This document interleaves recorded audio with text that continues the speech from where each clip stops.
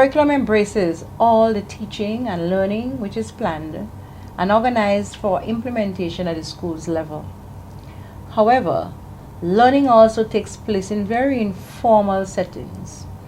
Example, through the extracurricular activities done at various schools. The responsibility for children's learning, therefore, is shared between the home, the school, and the community. I'm Hermione Batiste, Curriculum Development Officer for Health and Family Life Education. This program is being taught under 4 headings, 4 broad themes: self and interpersonal relationship, eating and fitness, managing the environment, and sexuality and sexual health within the primary and secondary schools. At this moment, we've got some textbooks, we've got the manuals, and the textbook 1, 2, and 3, which presently we're waiting on government to give the okay for use in the schools.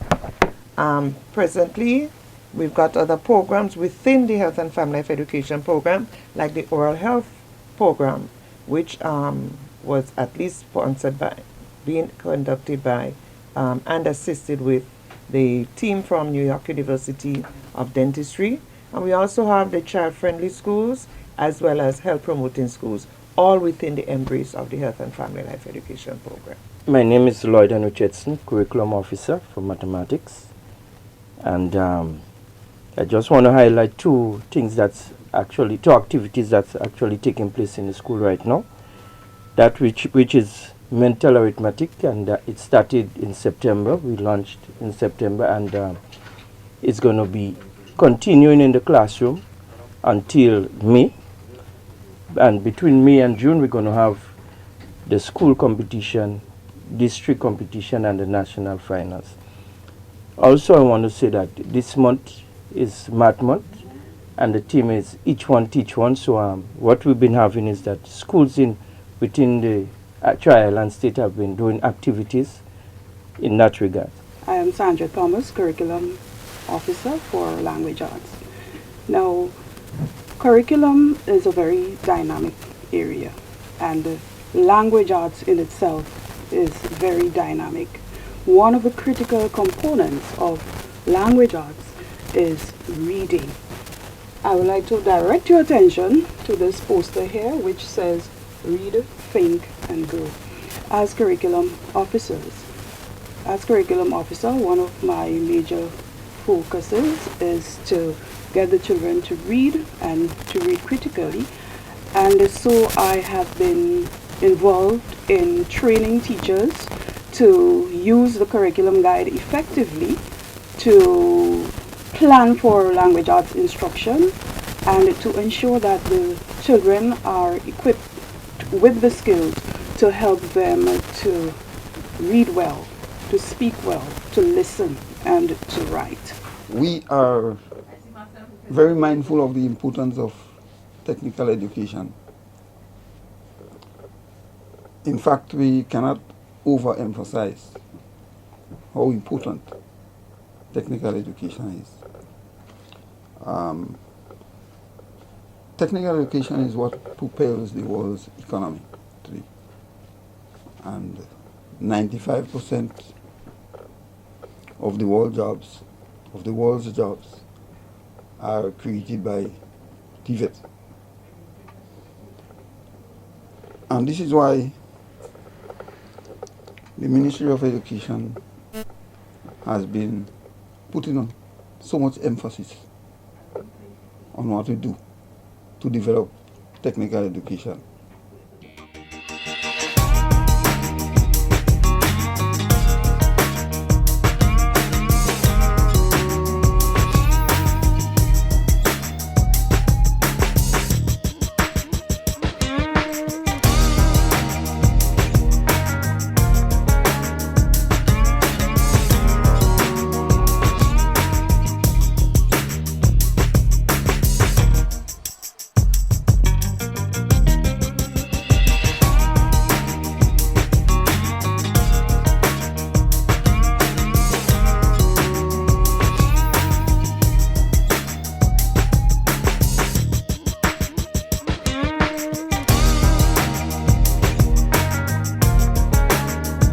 As an IT unit, we are working closely with the Division of the Government and, of course, Division of the Minister of Education.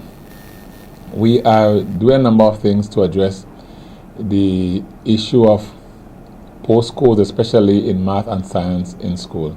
And so STEM is one of the things we're doing throughout our primary and secondary school at this moment. Coming up in March, we are doing a project called Preparing Students for the 21st Century. And this particular project looks at the training of teacher trainers and teachers in the integration of ICT in the curriculum. We're hoping that this would get us about 50 persons trained teachers and approximately 12 teacher trainers trained.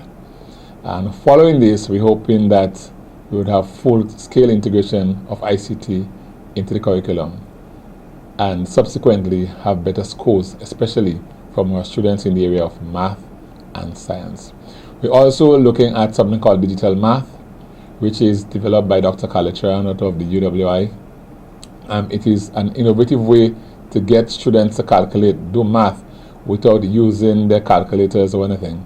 They simply are using their fingers by making some very complex signs and doing the calculations mentally. We hope that this other initiative would help to increase students' interest in math and, of course, to improve their competencies as well. These are just two of the projects that we are working very hard on to shift the scores that our students get, especially with reference to math and science.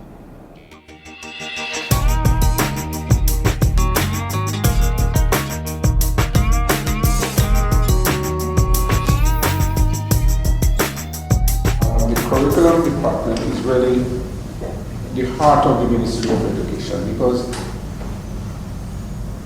curriculum determines the path, the development path of the ministry, and therefore it should reflect the policy orientation of the government. And the policy orientation will be guided by the overall development trust, exactly where we are going, what are the critical issues that will shape our development strategy, and how should we align our manpower resource in order to satisfy those general directional strategies that which we want to go. My name is Maria Charles Vivek, and I'm the curriculum officer responsible for the social science in the system. The social science is the combination of many other different subject areas that are in the way they affect the lives of people. And so in the primary schools, our curriculum highlights the history, geography, and the social studies, which are the main social science subjects being taught at that level. As a curriculum officer, my duties circles and covers mainly monitoring and evaluation of the above subjects I've just mentioned to you, the history, the geography, and the social studies. Hola, my name is Pedro Vázquez Santiago. I am the coordinator of a Spanish program in primary schools. I supervise all primary schools, including Carriacou and Petit Martinique. I conduct workshops for teachers. I interact with the teachers and students. I give methodological support to the Spanish teachers. I assist the teacher when they're planning activities related with the subject, like Spanish competition, Spanish Day, or any important date in any Latin country. My name is Lisa Francis. I am the Visual Art Supervisor attached to the Ministry of Education. I am charged with the responsibility to design, to develop or source, to monitor and evaluate the art education program at both the primary and the secondary schools. I provide technical support to teachers where necessary. I also organize visual arts workshops. I am also responsible for organizing and coordinating art competitions among schools, the actual judging of some of those competitions, and art exhibitions, both on a national and a regional level. Presently, the secondary school students of Form 5 are preparing the school-based assessment, the SPA pieces, which is a selection from either the two-dimensional or the three-dimensional expressive form. Now, students are expected to prepare a portfolio of work consisting of samples of these pieces for each expressive form chosen, totaling 6 pieces.